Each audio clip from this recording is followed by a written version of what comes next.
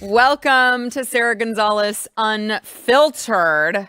Got a lot to get into, specifically with illegal immigration and fake news media. I can't wait to get into that. Joining me now to get into that, yes, we will. We've got Matthew Marsden, BlazeTV contributor and actor and producer extraordinaire, along with Eric July, BlazeTV contributor and founder of Rippaverse Comics, which you guys all need to check out. So I have big news, okay? The big news is we finally got new numbers from DHS and ICE, and we can go ahead and confirm that we have updated the deportation tracker to 100,000 day 71. Now, Eric seems less than enthusiastic, but I am going to say, listen, we didn't get it for a while, and it just doubled. So do we have a lot more work to be done? Absolutely. Do we need to figure out how to make it go faster? Yes, we do. But it's 100,000 more than we would have had under Joe Biden. And at the same time that it's 100,000 more that we wouldn't have had under Joe Biden, it is also factoring in that crossings are like no one's showing up at the border to cross. It's down by like 95%, something crazy like that. And so not only are we working to get these people out of our cities, but they also are not continuing to trickle, well, actually flood into this country thanks to the Trump administration. So it turns out that we didn't need all of that comprehensive immigration reform in order to stop the illegal alien invasion like the Biden administration told us that we did. Border czar Kamala Harris was like, well, we just have to figure out what the root cause is. The root cause is that you guys opened the freaking door. That's typically how it works, okay? So, by the way, those of you who are supportive of these ICE raids, you can support your local ICE raids, saramerch.com. And when you go buy that merch, you are also supporting your local podcaster. That's me, okay? saramerch.com. Go check it out. So, let's talk about a fake news story that Vice President J.D. Vance involved himself in regarding illegal immigration. Now, the left says that this story is a case of wrongful deportation.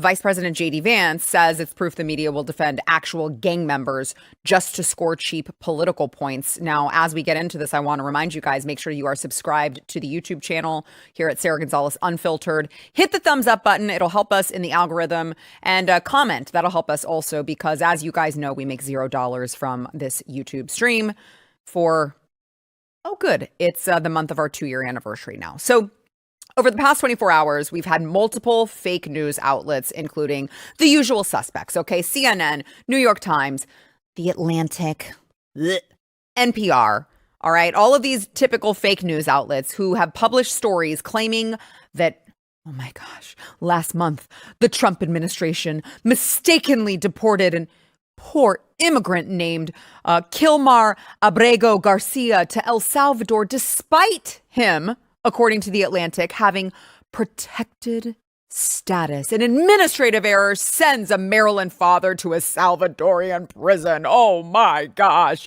And so you have journalists like, you've got John Favreau, which I don't know, he might call himself a journalist, but he's co-host of Pod Save America, which again, and former Obama speechwriter, he is, of course. He immediately went over on X to, tell us how outraged he was. He said, any comment on this, Marco Rubio? How about you, J.D. Vance? Elon Musk, you just admitted to accidentally sending an innocent father from Maryland to a torture dungeon in El Salvador, and you refuse to do anything about it. Well, J.D. Vance responded to Favreau. My comment, said, do you have a comment? My comment is that according to the court document you apparently didn't read, he was a convicted MS-13 gang member with no legal right to be here. My further comment is that it's gross to get fired up about gang members getting deported while ignoring citizens they victimize. And doesn't that encapsulate the left so perfectly? Now, Kyle Cheney over from Politico joined in, tweeting that, but Garcia was never convicted of gang activity. But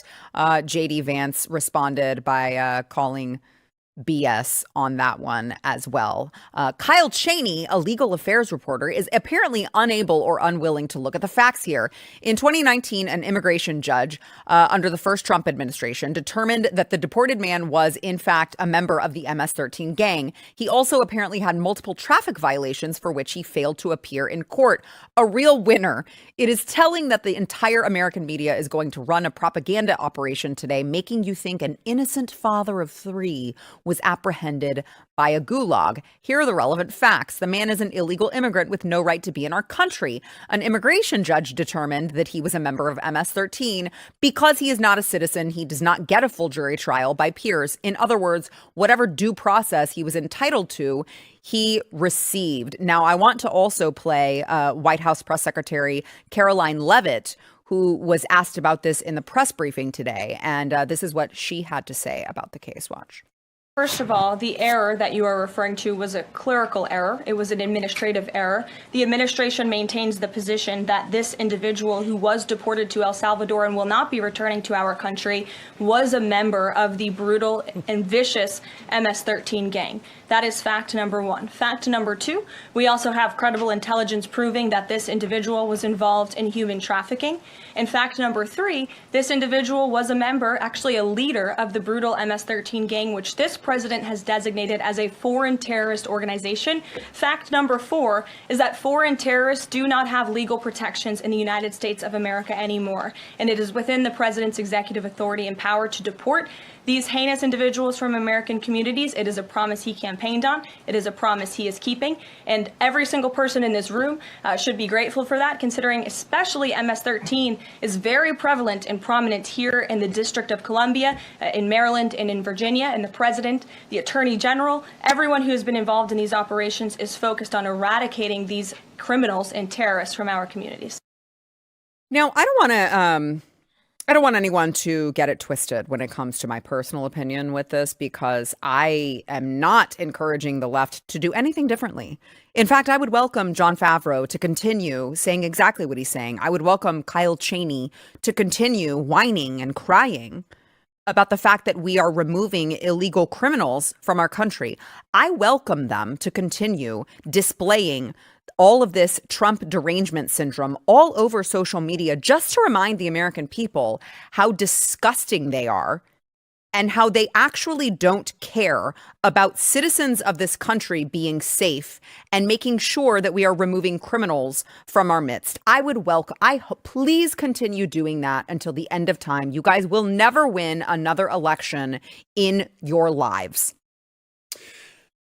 Yeah, I mean, I'm totally down with all that.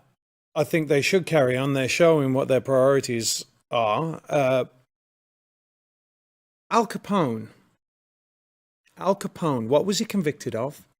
Tax evasion, was it not? Tax evasion, Yeah. right? Does that mean that he wasn't a mob boss?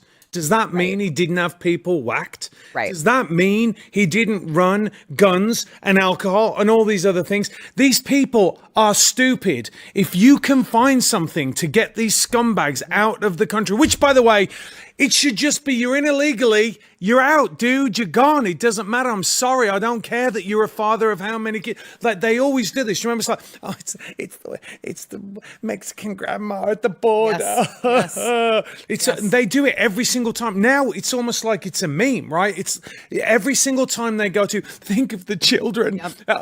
Not the ones we're aborting in the womb, but just think of the children. Oh, how about I am Laken Riley. She was someone's child, and she is below the ground now because of your policies. I am thinking of the children. I'm thinking of my children who are inherently less safe with the left's open borders policy. They can't use that anymore because America has seen too much devastation from it. I mean, they just kept pushing it, and now people have had enough. And so, just to say, oh, he wasn't convicted of this, I believe, didn't the guy have like giant tattoos with MS-13 on it? I don't know about you, Eric, right? I've got one tattoo, right? But if I went there and I was like, you know what, dude, I'm going to have a tiger up there.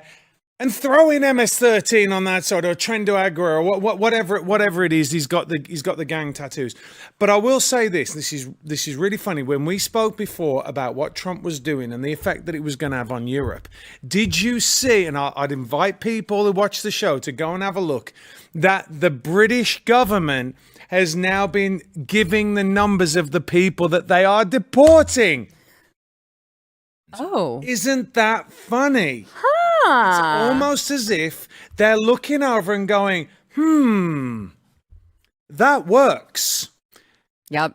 Maybe we should do that too. Maybe we should do that. I mean, they need to do it more like 5 or 6 million. It's like Eric, when he said 100,000, Eric was like, he's like, it should be at least like 10 times that, But by the way, the other point is there are a lot of people self-deporting. So we are seeing a big drop, which is great. So anyway. Don't let the door hit you where the good Lord split you. Take care now. Bye-bye then. All right. Yeah, this is a classic case of the left kind of, obviously they're ideologues. Their whole entire premise is based upon that. But they have these ideals upon which obviously they try to levy on pretty much every American. And it goes against just reality. Everything that they almost believe in, for the most part, just goes against what's actually happening, what's actually taking place. And they have this very idealistic view of immigration and citizenship and all that. And so the problem with that is that, in the critical error that they made with this particular instance, is that they start from there. Instead of working their way there, they start from there and they're working backwards. Right. Mm-hmm. And so you're sitting here, instead of looking at it for, and I'm not even telling them to look at it surface level. I'm just saying not trying to force these outcomes will prevent this sort of issue that you run into, where you end up trying to run this sort of defense campaign because you're so against this current administration and their policy, where you make a critical mistake and that you find yourself actually defending someone that is part of a gang that has done plenty of harm, obviously upon the American citizenry, but also those in other countries as well. Not necessarily the best among us. Let's just say that. So it's a great tactic, at least if you're on the other side and you're looking at them like, yeah, continue to do that. You're so idealistic that your judgment gets clouded, and now you're going to find yourself defending murderers, perhaps, traffickers, human traffickers, perhaps, things that even the most pro-immigration people are going to be like, in regards. And I don't like to hear that there's obviously people that, let's say, inflict bad upon not just this geographical area, but those abroad, like existing at all. But it being in the forefront, it being talked about on the news, at least that harsh reality starts to set in with the American people that are more idealistic in how they look at immigration. I say this, and I'm always very critical of my fellow libertarians on this particular issue, because you often are like, oh, well, immigration, borders don't really exist. It's all this kumbaya. Everybody does, nobody's illegal type of approach. Not saying that that's mostly left libertarians, which aren't libertarians at all. Not necessarily like libertarians, but you get what I'm saying, and that you have all these pro-immigration types who oftentimes don't consider the fact that, guys, there are bad people that do cross the border that have ill intentions. Mm-hmm. And there's quite a bit of them. And I say this as someone that lived in South Texas for a long time as well. And oftentimes people that lead on this subject matter happen to live up in areas that, look, they don't see it. They don't experience it. They don't see it. They don't experience. So it is very easy to suggest that everybody that's crossing the border is someone that wants to do well. They have a family that they're trying to just raise in a better place. And not saying that there aren't those that exist, but you are absolutely kidding yourself if you don't understand that it's actually quite a significant amount of people that are just bad. And the other thing is, these people, if you think about wanting to operate as a criminal, you want to keep as low a profile as possible. This is what most people who get into crime do, right? They build up like this persona that doesn't really show what they're doing behind the scenes. These are guys that go out and get tatted up. Those two guys, groups in particular, gangs in particular, they get tatted up so you can immediately identify who they are. Like, that's how emboldened they are, which means that's how violent they are, that they are in positions where they can do that people are so afraid that they won't do anything against them. So they are so massively violent. It's not just that they're not like embezzling money away over here, right? That's part of what they're doing, but they are absolutely terrorizing the minority community as well. This is the thing. They're not straying into, I mean, they might now and then stray into like white affluent areas, but really the people they're impacting is really the people that the liberals are meant to be looking after and saying, oh, the poor, the blah, blah, blah. So it makes no sense. If they were smart, if the left was smart, what they would do was they would say, this is absolutely right. Like, we do not want these kind of people in our country. But these people over here aren't them.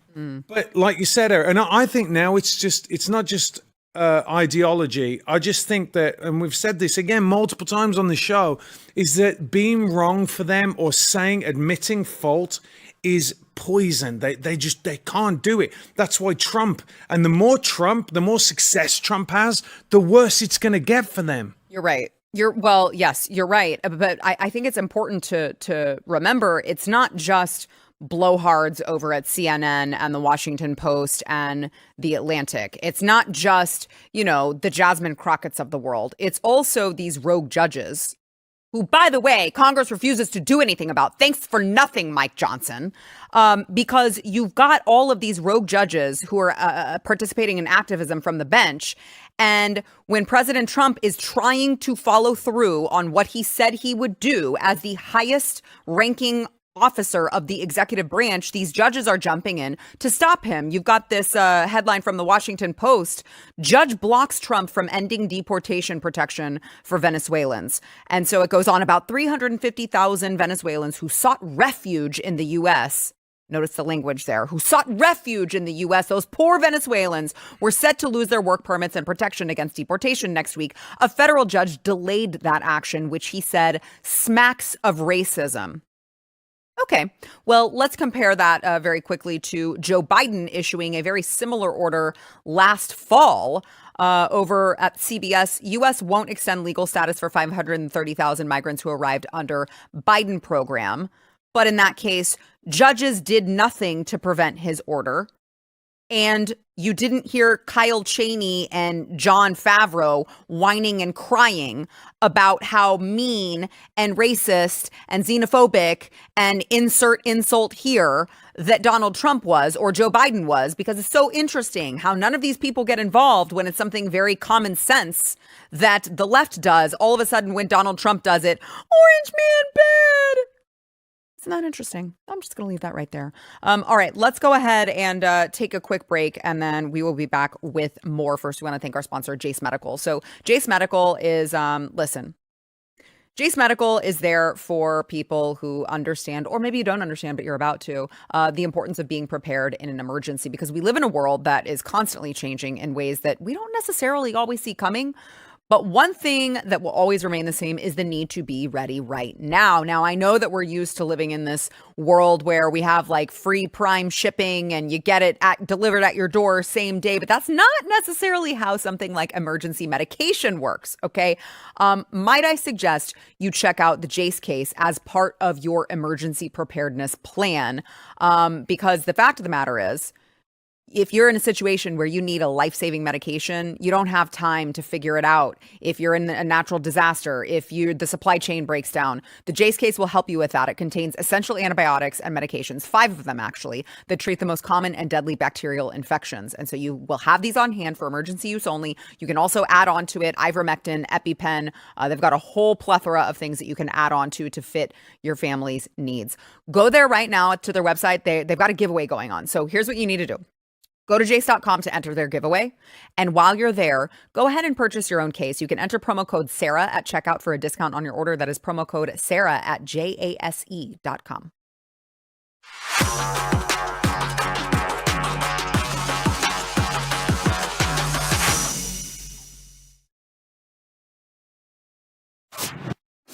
I want to talk about what Secretary of Health and Human Services, RFK Jr., is doing.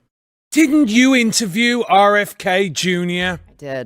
I did just last week. Didn't you go to the White House, Sara Gonzales? I did. I was invited by the White House to interview RFK Jr. Thought so. Yeah, that was me. That was me. And he has big news today, an announcement. And I want to get into that. But before we do, I want to play actress Jenny McCarthy, who I know the left wanted to write her off as a kook and a conspiracy theorist, and she has suffered a whole plethora of insults. I've used that word twice now during the show, plethora. It's not a word I use often, but apparently I really want to use it today. She has suffered just a host of insults from the left, all for standing up for children. And she has opened up about what happened to her son. And I want to play her sharing some of her story. Watch. It's always so scary because I've had to deal with EMTs and I love them all, but they walk in slowly always. There's always a long driveway at the house I'm in and they're walking. And I am Sally Field or Shirley MacLaine in the, Terms of Endearment movie, screaming at the nurse counter, screaming. And they came in and started CPR in the room and then got him back, got in the ambulance. They lost him again, got him back in the ambulance. And that I had so many conversations with God in that moment of like, bring back my boy.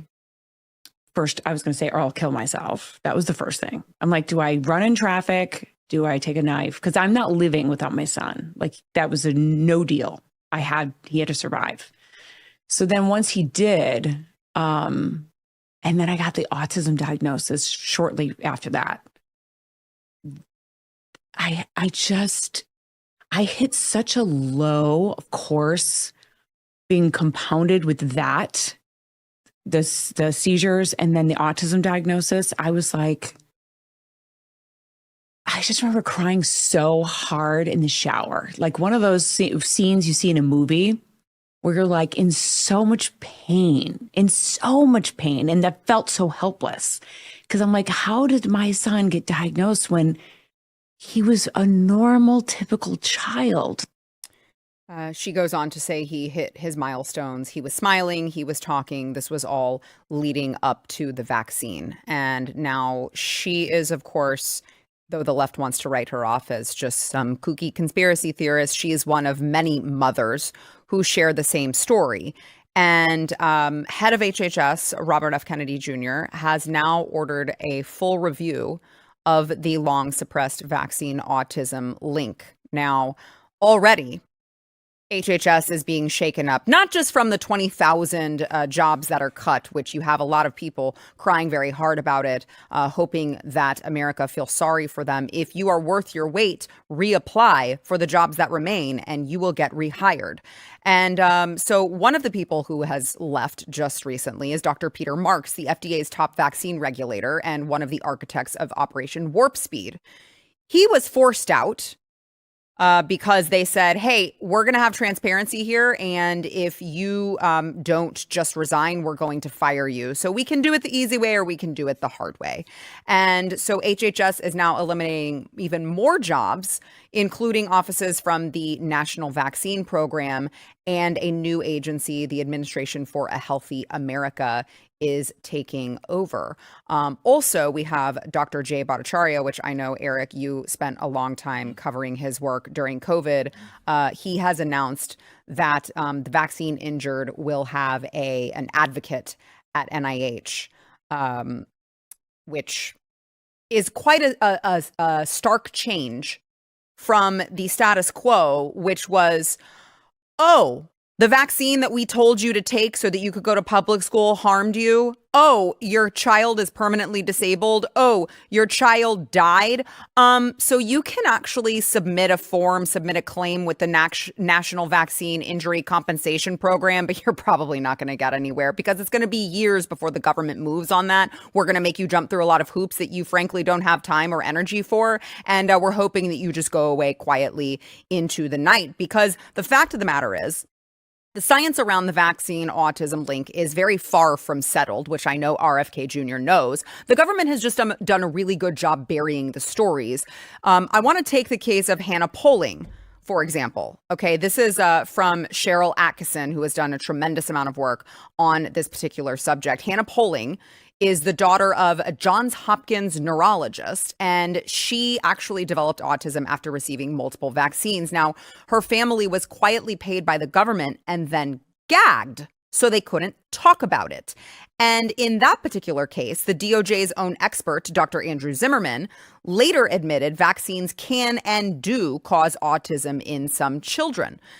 Also, you'd think to yourself, what would they be so afraid of? Because if we had indeed had all of the studies done, and those studies did not have any sort of conflict of interest, and those studies also were not, they didn't have their books cooked, which we do know for a fact that they did, because the government was already shown to, there is a CDC scientist, senior CDC scientist, Dr. William Thompson, look him up, who is on audio recording admitting that they killed statistically significant information in the government study to show that African-American young babies, males, were more likely to have autism after the MMR vaccine. Okay, so if in fact these studies were done correctly and morally and ethically, and there were no conflict of interest, wouldn't a new study just recreate the exact same conclusion that they had come to? What would you be so scared of if you didn't know that you had been lying to the American people for decades now? What would you be so scared of? It would be very simple. RFK would come in, he would have another study done, we would know that there was full transparency in the study, and we would know that this is someone who is coming at it from a skepticism point of view, which, by the way, is more important to science than someone who knows the answer they want to get and boxes themselves in. What would be the harm? What would you be so scared of if everything was done on the up and up? Or maybe it wasn't. And maybe we're about to find out.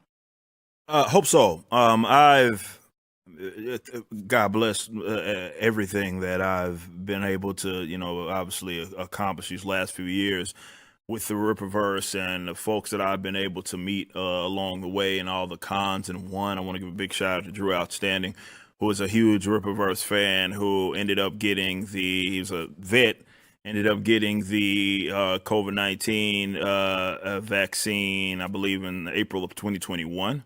And then shortly after that, was diagnosed with what is it called, Guillain-Barré Guillain-Barré syndrome, syndrome.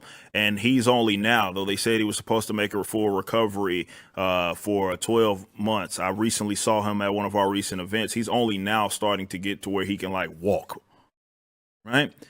And seeing it up close, because I've got to see his progression as well, getting back, getting better. But to hear something like that.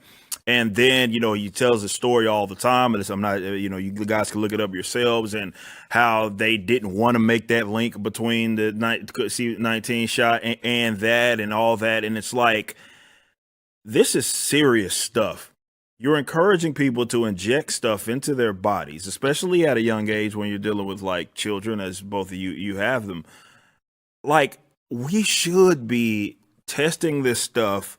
And the science should be as sound as it realistically could get. And nobody should be opposed to that. Mm-hmm. Again, going back to what I was talking about in the first segment, ideology aside, what you feel your end game is aside. I understand that folks do things or take positions to spite their enemies because they don't want them to be correct on certain things. And it's unfortunate that, especially with medical stuff, that we deal with that. But this should be a no-brainer for everybody. Especially with, and you guys know, even comparison to when we were children versus what all these kids are injecting themselves, or what they're encouraging you to inject your kids with now, is insane. Mm-hmm. The amount, and you would think that it's a no-brainer that we gotta make sure that we're on board. And we've seen the politicization of the entire medical industry. That's compromised, as far as I'm concerned, out of COVID-19. You talked about it all the time. That was a big subject for you. That you saw this and how just crazy it made everybody. Yeah.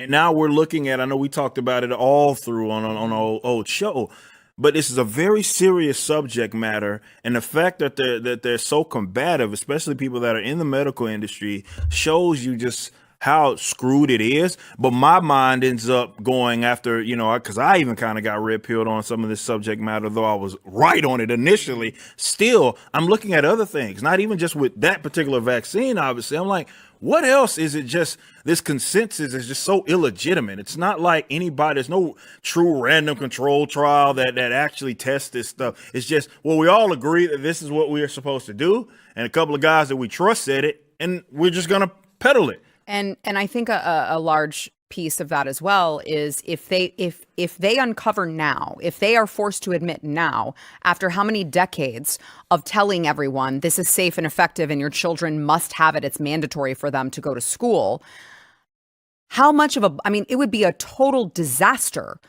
for us to now have the United States government, the same government that told you to go get the shots that maimed people's children, to then say, actually, we were wrong this whole time. Then you would have how many parents who would have to, what happens to them, right? So it's like a Pandora's box that I think that they are like, we can't open that, because if we do open it and we do admit that we were wrong, we are forced to reconcile with how many hundreds of, I don't know how many millions of parents who then say, okay, well, what are you going to do for me? Because my child died because you told me as the United States government that this was safe and effective and we had to have it in order to stay healthy. And my child is no longer with me because of you and your guidance. So what are you going to do for me about it? And I think that is another component of the United States government not being willing to admit it, because that is a Pandora's box that they are not willing to even, venture into. It is, but I think at this point, a lot of these parents just want to be heard. I'm not crazy. Yeah, I want to. It's kind of like having closure, right? For these parents that have been told over and over and over, no, that we know, because obviously I did Protocol 7. This was an entire world that opened up to me after I stood up against the COVID vaccine, as you said, and I was like, hang on a minute. Same thing. I was just being red pilled about all these different things. The way I see it, Sarah, it's like the debt.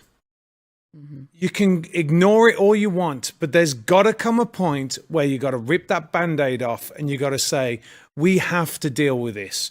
And I think that with what's happening with Trump, this is the first shot across the bow. Mm-hmm. Oh, yeah. Right? What they're doing, I think they're going to just expose it all, because it's all linked. Because at the end of the day, Sarah, it's all about the green. Mm-hmm. That's what it's all about. And this administration is like, you know what? I'm taking it all down, because the way they've been funding, the government has been funding in the past, all these illegitimate studies, all these illegitimate entities, they've just been slushing this money around. And it's kind of interesting, in the same way that if anything good came out of COVID, it was like, hey guys, they'll take your freedom away from you. And by the way, the budget issues that we have, which are insane, and they have to tackle this, right? They have to, because they can't, especially RFK, he knows he cannot. Now his legacy is, does he do something about it, or does he go la la la and let it carry on? Eventually it's going to come out, because the numbers don't lie. So to me, we have to approach this. We got a lot of tough times that we got to go through, but how can I put this? We're already going through them anyway. Yeah. It's like whether we realize them and we decide to deal with it. And here's one of the things, Sarah, I want to say. When I very first came to America, there was two things that really shocked me. Number one, the fact that there are pharmaceutical ads on television.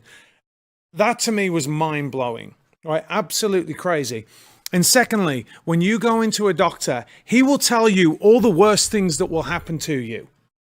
First, right? Well, yeah, you can have this, but I just want you to know that you could be paralyzed, and you could be this, and you could be that, and you could be this. Whereas in Europe, and again, not that I'm, I've been critical of Europe enough, but still the doctors there for the most part, because like with the National Health Service, they're not making a ton of money out of it. So what they'll do is they'll say, hey, here's your chance of recovery. Mm-hmm.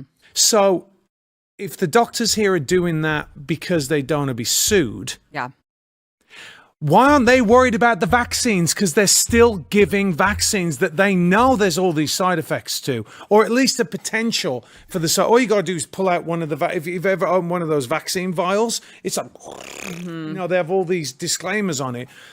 I don't understand why they don't look at that in the same way.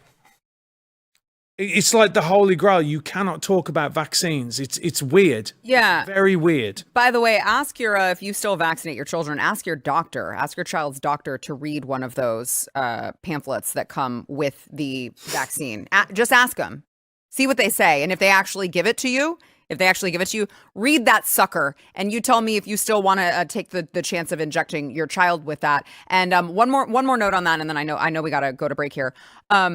Matt, you said follow the money, and I agree with you. And I would just like to point out that when it comes to finding out what causes autism, maybe it's one thing, maybe it's several things, maybe it's a combination of things that just all create just some crazy, thing in the body. The fact of the matter is, we can't afford the rate that we're going. This country cannot afford to have all of one in, 36 people in a home disabled because their parents die and there's nowhere for them to go. And then the state has to take care of them. We cannot afford, if you want to follow the money, let's follow that money. And if you don't care about the children, that's fine. You should care about the fact that America cannot continue paying for all of this and not trying to find out what is causing it. Because we're not going to be able to, we're not going to have a place to put all of these people if we continue at the trajectory that we are currently on. It's going to be a total disaster. So it is on all of us to find out what that is, because it's going to affect everyone, whether you like it or not, directly or indirectly. All right, we got to take a quick break, but I want to thank our sponsor. This is actually very, very, it's a great sponsor for this particular segment. This is a Lean from Brickhouse Nutrition. So if you've got maybe got a couple of pounds to lose, there are a lot of people who do like crash diets, and so they lose all this weight on this really crazy, super insane diet, and then they regain it back. That's actually dangerous. Studies show that can increase your risk of heart attack, stroke, type 2 diabetes, and other health problems. And if you really want a maha, you got to make sure that you are healthy and fit and lean. And let me tell you about lean. I don't just mean being lean. I mean lean, the supplement from Brickhouse Nutrition. This is not an injection, okay? It is a supplement, but it's not a prescription. It doesn't have a bunch of crazy chemicals in it, anything like this. It's natural ingredients, and these natural ingredients target weight loss in 3 powerful ways: maintaining healthy blood sugar, helping control appetite and cravings, and helping you burn fat by converting fat into energy. So again, this is a natural thing. Go check them out. I've used this product. I love it. Let me get you started with 20% off when you enter Sara20 at takelean.com. Go check it out. Sara20 at takelean.com.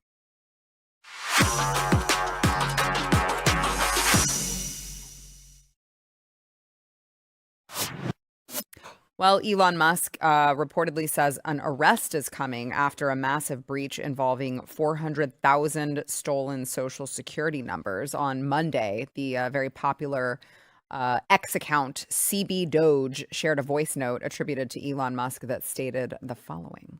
In fact, I believe someone is going to be arrested tomorrow. This is someone who actually stole 400,000 Social Security numbers and personal information from the Social Security database, and was selling Social Security numbers and all the identification information in order for people to basically steal money from Social Security. And this is like, by the way, a particular avenue of fraud for like illegal immigrants and for voter fraud, because the main way that identification is established in the United States is via Social Security. So if you compromise the Social Security system, you can basically get people to get de facto registered to vote, even if they're not citizens. Ding, ding, ding, ding, ding. Now, a couple days ago, he also said that the Social Security data was, of course, used to register non-citizens to vote, to access federal benefits, and as he just mentioned, game the system. Listen, I want to let's go ahead and play. I want to play Elon talking about that as well. Watch. But this is what jumped out at us. When we saw these numbers, we were like, what is this? In 21, you see 270,000 people, goes all the way to 2.1 million in 24. These are non-citizens that are getting Social Security numbers. Yeah, this is a mind-blowing chart. Yeah, this literally blew us away. Like, we went there to find fraud, and we found this by accident. And this isn't political, by the way. My parents are immigrants. Yeah, this country's been great to us. My brother and sister all born in Spain. I'm pro-legal immigration. This is not political. This is not political. This is about America and the future of America. And there are a lot of good people in the system that pointed this in this direction. I want to honor them right now, that work in the government today, who took risks to show us these numbers and tell us what's going on. But Eric will love to hear this. It's not just that. Elon said that DOGE is now probing how members of Congress have gotten strangely rich. I mean, they have a $175,000 salary and they become multimillionaires. And you got to wonder how that happens, because that math ain't mathin'. Here is Elon talking about that. Watch. A lot of strangely wealthy members of Congress, where I'm trying to connect the dots of how did they become rich while earning, how they get 20 million if they're earning 200,000 a year? It sounds, nobody can explain that. So something's, yeah, we're going to try to figure it out and certainly stop it from happening. Eric's like, don't threaten me with a good time. Well, I always call the Congress a band of criminals anyway, and I believe there's only, I mean, when I say a handful of them that are worth a damn, I mean exactly that. Like, there's not that many of them that are worth a damn at all. And yeah, you look at that particular issue, and of course, it doesn't make sense. These are not savvy businessmen and women, right, who are able to turn that, and that's very impressive. To be fair, that's what I did. It wasn't $200,000, almost between $200,000 to $300,000 that I was able to flip and turn into the Rippaverse, right? Now, I don't know if 20 million. Yeah, I might have net worth that's a few million there. So but 20 million, probably not. These aren't businessmen and women. Yet they are somehow able to come out on top like that, and it definitely Nancy Pelosi has got to be her trading efforts are so impressive, and I just don't understand how she knows all of this. When I hear her speaking, it's not to say that just because you hear someone speak does not mean that, and the way that they speak does not mean that they aren't business savvy, or doesn't mean that they don't have a little know-how. But it's Nancy Pelosi. Yeah. I mean, like, yeah. I don't think anybody gets that idea. What are you talking about, Eric? I am perfectly intelligent. Why would you say such a thing? Yes, rude. She nails Continue. it. She nails it every time, and it makes me laugh. But seriously, as far as the other deal, I mean, I think everybody knew that the Social Security system's been being fraud for I don't know how long. Look, everybody understood that. Even if you heard those very cocky and arrogant immigrants that have spoke about this issue and talked about how easily it is for them to obtain Social Security numbers and utilize that. And really, yes, as Elon put it, they're really gaming the system. And I'm glad that he put that into context, because that's important. It's not necessarily just simply, well, there's 400,000 as a person that's about to be arrested that had access to 400,000 Social Security numbers. He or she was selling them out. You got to put that in the context as to what that means. And that's what he's able to do when he's talking about, well, think about voting, right? Think about illegal immigration or illegal immigration, depending on what way you put it. And just think of how, because they have obtained that, and it's not just with voting, it's really much with a whole lot of things, that one way that they have to verify you is that Social Security card. You can do a lot of things with that. So there are people that are going to be able to take advantage of it. Talk about federal sort of like benefits and welfare statism. This is how they're able to do it. It's not always in the way of, though, definitely the Biden administration were doing that, and we're just giving money away to illegal immigrants. This is also a way that they're able to take advantage and leech up off the welfare state. It absolutely has to be addressed. Yeah. I mean, this is extraordinary. Every single section that we've done tonight has been extraordinary, actually, because what you're seeing is a return to what the country really should be. And I think that when you look at something like this, when you look at the fraud, there's clearly tons of fraud. There's clearly, I mean, I'm not going to say anything about anybody, but all I know is, I think that I'm like a moderately intelligent person, and I got in at a Bitcoin and whatever. Well, not Bitcoin, but crypto, just before it all crashed like 2 months ago, right? And I'm like, so how is it that someone can continue to be in the zone consistently for years? It's ridiculous. So I think that there's a real bigger thing going on here. And what you see is when we sit here and we're talking about Ukraine, or we're talking about the vaccines, or we're talking about this, what we're trying to do is get to the truth, right? What we're trying to do is get to the essence of it for the betterment of not only ourselves, but society, right? But if you are looking at a corrupt country and you know that you are corrupt as well, you want that bandwagon to keep going. You don't want them to be exposed, because you can bet that those countries have the dirt on you if you're a congressman. Don't tell me that Russia doesn't know about all these congress people and where they're making all their money from, because they do. So that's why they want to play ball like that, in my own personal opinion. Yeah, well, right. And so that's what, I mean, Elon can't, he doesn't have access to these people's probably the portfolios, but what he does have access to is let's see if we can make any connections between Nancy Pelosi and any of these foreign, any of these NGOs. Let's see if Maxine Waters is connected to these. Let's see. By the way, I'm sorry, I don't want to. It's not just Democrats. Let's see. Yeah, for sure. Let's see where some of these Republicans like I. Patch McCain are getting their money from. Maybe they've got some connections to some NGOs, and look at all this money that's being funneled right into their back pockets. So, by the way, the Tim Burchett, we don't have time to play the clip, but I just want to say really quickly on that, Tennessee Congressman Tim Burchett says that retirements are coming once this paper trail of money gets exposed. So, listen, that's just what he's saying, but man, don't threaten us with a good time. That would be incredible. I think, wait, hold on. Eric, really quick, would you wear a MAGA hat if that happened? If we somehow get mass resignations, I'll consider it. At minimum, I'll consider it for sure. Okay, I'll continue trying to press for Eric to finally wear the MAGA hat. We'll be right back.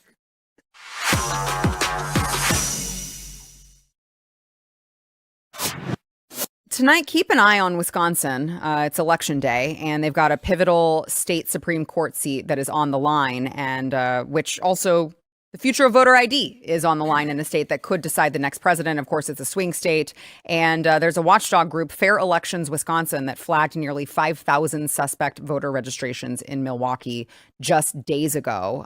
They presented the evidence, and the Milwaukee Election Commission went into a closed-door session and shut the entire thing down. So very pivotal moment in Wisconsin.